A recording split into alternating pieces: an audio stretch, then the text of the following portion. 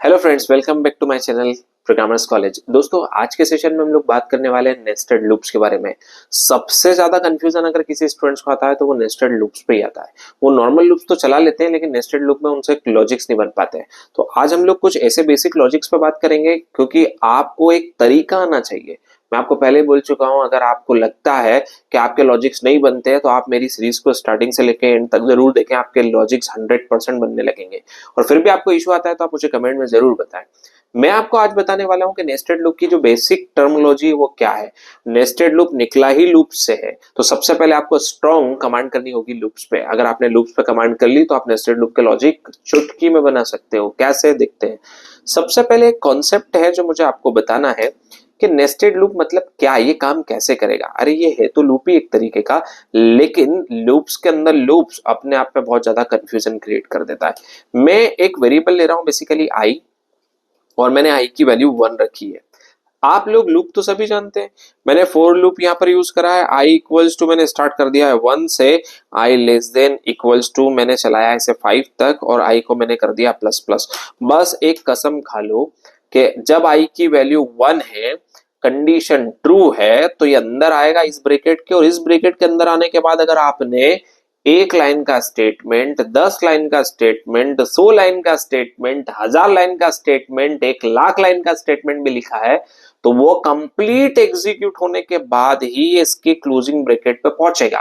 और जब ये क्लोजिंग ब्रैकेट पे पहुंचेगा तो ही ये इंक्रीमेंट पे जाएगा, और इंक्रीमेंट के बाद ये कंडीशन ट्रू होने के बाद इसके अंदर वापस आएगा, और वही जो 1 लाख लाइन का स्टेटमेंट था वो वापस से एग्जीक्यूट करेगा। तो आपको यहां पर ये समझना है कि आई की वैल्यू 1, कंडीशन ट्रू, और उसके बाद अभी तक आप एक स्टेटमेंट लिखते थे, लेकिन अब मैं एक नहीं लिख रहा हूं, मैंने वापस से इसे क्या दे दिया है, लूप। और उस लूप के लिए मैंने एक वेरिएबल लिया हुआ है जे, और मैं इस जे को वैल्यू असाइन करने वाला हूं सपोज 1, और कंडीशन में मैंने दे दिया जे लेस देन इक्वल्स टू 2। बहुत ज्यादा बड़ा नहीं चला रहा हूं ताकि आप समझ पाए। और उसके बाद मैंने वापस से सेमीकोलन लगाया और मैंने कर दिया यहाँ पर जे को प्लस प्लस।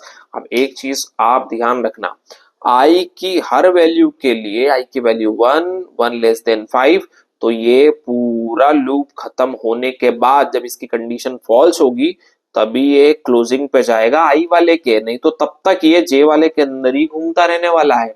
चलो एग्जांपल के लिए मैंने यहाँ पर प्रिंट स्टेटमेंट का यूज करा है, प्रिंट एफ फंक्शन का यूज करा है, और मैंने यहाँ पर परसेंटेज डी स्लैश एन, और मैंने किसकी प्रिंट करा दी है, वैल्यू यहाँ पर आई। और आई के साथ साथ मैं यहाँ पर ऐसा कर देता हूँ I equals to percentage D, और जे इक्वल्स टू भी मैंने कर दिया परसेंटेज डी, और मैं आई के साथ साथ किसकी वैल्यू भी प्रिंट कराने वाला हूँ, जे की। अब इसका ड्राई रन समझने का तरीका बहुत ईजी है कि सबसे पहले आपको यहाँ पर मिल रहा है आई, जिसकी इनिशियल वैल्यू कितनी है, 1। यहाँ पर देखो आप, उसके बाद ये चेक करने गया कंडीशन, तो ये रही कंडीशन, कंडीशन ट्रू है तो अभी अंदर आएगा, और अंदर आने के बाद जे की वैल्यू कितनी कर देगा, ये जे की वैल्यू कर देगा 1। 1 लेस देन 2, कंडीशन ट्रू, हमने प्रिंट करा आई और जे को, तो आउटपुट पे आ जाएगा 1 और 1।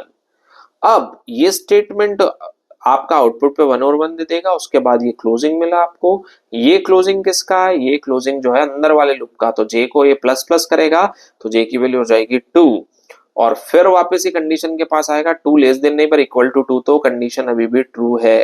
ट्रू है तो अंदर आएगा, अब अंदर आएगा तो आई चेंज नहीं हुआ है, आई तो 1 ही है, तो आई के प्लेस पे तो 1 ही रख दो, और जे की वैल्यू आप क्या प्रिंट कर दोगे यहाँ पर, यू विल प्रिंट 2। फिर क्लोजिंग मिला, ये क्लोजिंग क्योंकि प्रिंट स्टेटमेंट के बाद क्लोजिंग मिला, पर ये क्लोजिंग किसका है, जे वाले लूप का है, तो अगेन ये जे के पास ही जाएगा और जे की वैल्यू को कर देगा ये 3, और ये कंडीशन चेक करेगा, पर ये कंडीशन क्या हो चुकी है दोस्तों, फॉल्स। और जब ये कंडीशन फॉल्स हो चुकी है तो ये वाले लूप को वो बायपास करेगा, इस वाले लूप के बाहर आएगा। इस वाले लूप के बाहर आने के बाद ये क्लोजिंग मिला, तो ये क्लोजिंग किसका है, ये क्लोजिंग है आई वाले लूप का, बाहर वाले लूप का। और जब भी क्लोजिंग मिलता है आपको पता है किसके पास पहुंचा देता है, आपको इंक्रीमेंट के पास, और अब आई की वैल्यू इंक्रीज करके कितनी कर देगा, 2। 2 लेस देन 5, कंडीशन ट्रू, और कंडीशन ट्रू तो ये अंदर आएगा, और अंदर आने के बाद ये जे की वैल्यू वापस से सेट कर देगा 1। 1 लेस देन 2 है तो कंडीशन ट्रू है, हमने प्रिंट करा आई और जे को, इस बार आई 2 है और जे 1 है। ये स्टेटमेंट के बाद क्लोजिंग मिला, पर ये क्लोजिंग किसका है, ये क्लोजिंग है आपका जे का, और ये जाएगा जे के पास और जे को कर देगा प्लस प्लस, मतलब जे की वैल्यू वापस से हो जाएगी 2। 2 लेस देन नहीं पर इक्वल टू 2, ये वाली कंडीशन अभी भी ट्रू है। अंदर आके आप प्रिंट एफ से आई और जे को प्रिंट करोगे, आई में भी 2, जे में भी 2, तो आउटपुट आ जाएगा 2 2। फिर क्लोजिंग मिला, क्लोजिंग मिलने के बाद आप ऊपर जाओगे, जे की वैल्यू 3 हो जाएगी, फिर ये वाली कंडीशन फॉल्स हो जाएगी, फॉल्स होने के बाद ये वाला स्टेटमेंट मिलेगा और ये वाला स्टेटमेंट मिलने के बाद ये ऊपर पहुंचा देगा और आई की वैल्यू क्या कर देगा 3।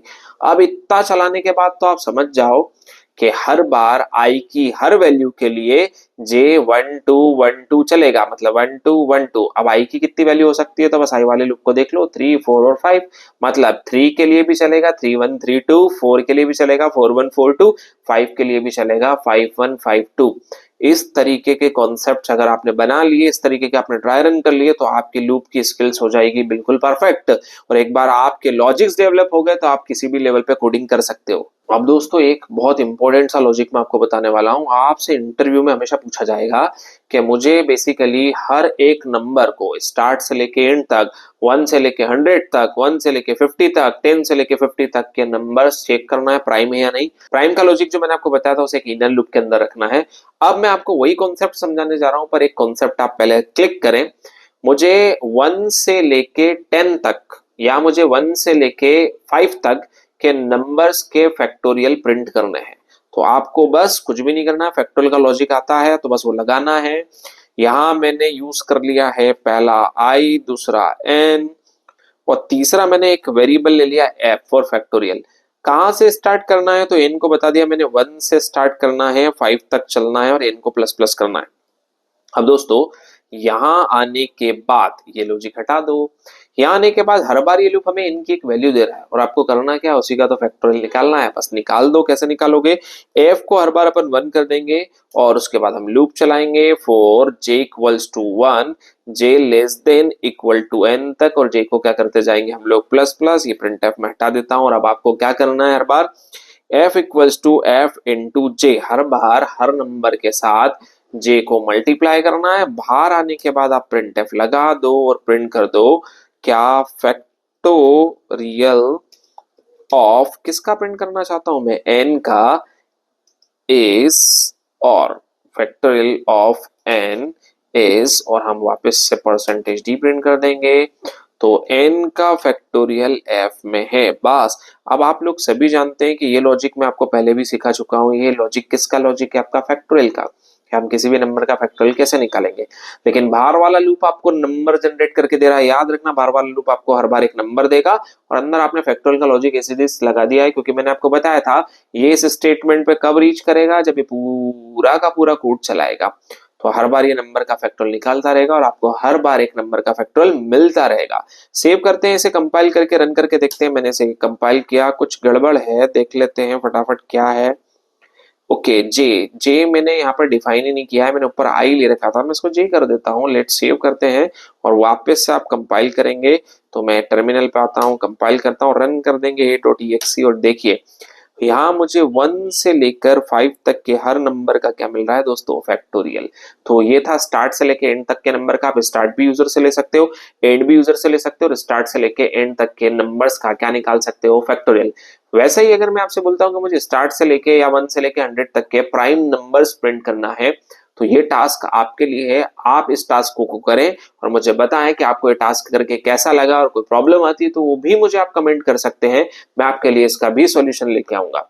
दोस्तों अब बात आती है नेस्टेड लूप्स में सबसे इंपॉर्टेंट कॉन्सेप्ट की, पैटर्न की।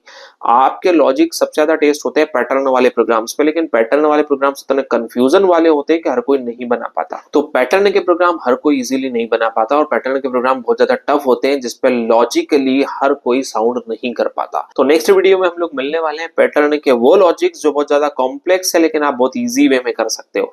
और अभी तक भी अगर आपने मेरे वीडियो को लाइक या चैनल को सब्सक्राइब नहीं किया है तो आज ही कर लें, बेल आइकन पे क्लिक करें ताकि आप अपडेटेड रहें, नोटिफिकेशन आपको मिलते रहे और आपकी कोडिंग जर्नी बहुत ज्यादा इजी हो जाए। All the best for your future, happy coding.